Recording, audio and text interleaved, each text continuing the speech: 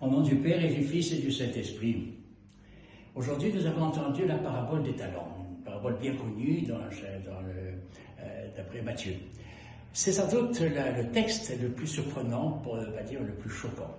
Donc il est question, n'est-ce pas, d'un maître qui distribue des talents, des pièces en réalité, dans la parabole au départ, ce sont deux pièces, à ses serviteurs, il leur confie, et donc chacun, à un il a donné 5, à un autre 2, à un autre 1, et celui qui a 5 et 2 vont aller le fructifier, et quand le maître revient, il leur donne, il leur dit, bon c'est très bien, merci beaucoup, bien que vous soyez des serviteurs pas toujours fidèles, mais tu es quand même bon, merci d'avoir fructifié ce que je t'ai confié.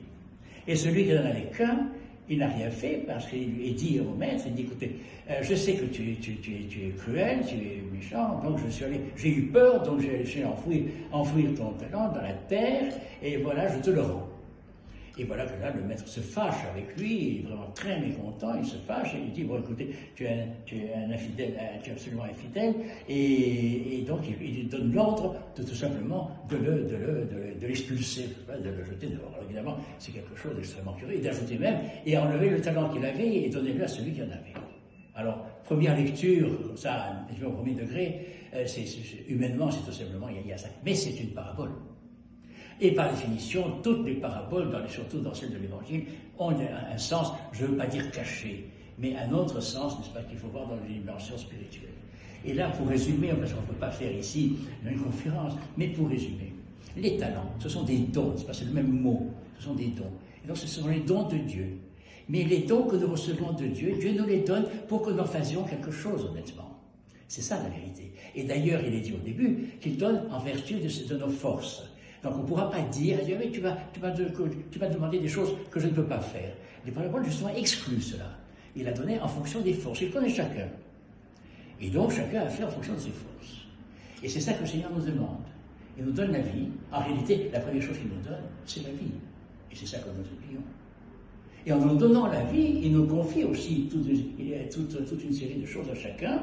Il attend de nous que nous fructifions, j'allais dire notre vie.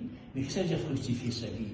C'est toujours la faire grandir dans une relation, dans une action de grâce dans le Seigneur. Ça paraît une abstraction. Ce n'est pas une abstraction. C'est extrêmement concret. Et c'est la raison pour laquelle, quand on est chrétien, on dit toujours que l'on fait tout pour la gloire de Dieu. C'est ça le problème. Nous sommes en communion avec Dieu. Ce que Dieu nous demande, c'est d'être toujours en communion avec Dieu, mais aussi d'agir.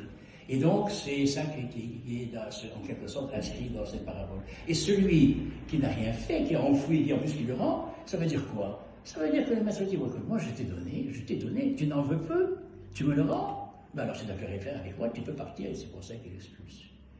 Donc en réalité, c'est sérieux comme parabole. Mais c'est un appel à responsabilité.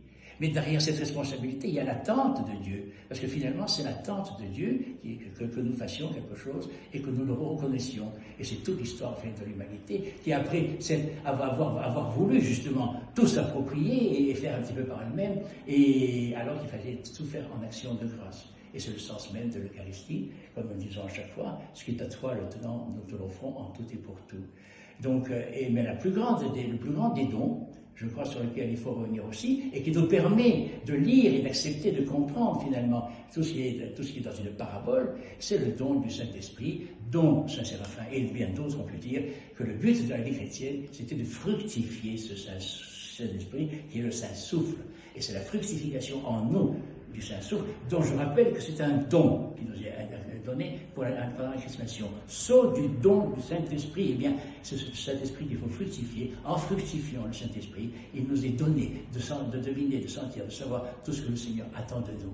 Qu'est-ce qu'il nous a confié? C'est ça qui est important. Et quand on le saisit, quand on le sent, alors on est dans la gloire du Seigneur, on est dans la joie du Seigneur, et nous sommes des bons témoins pour la vie, et pour le repentir, et pour le salut du monde.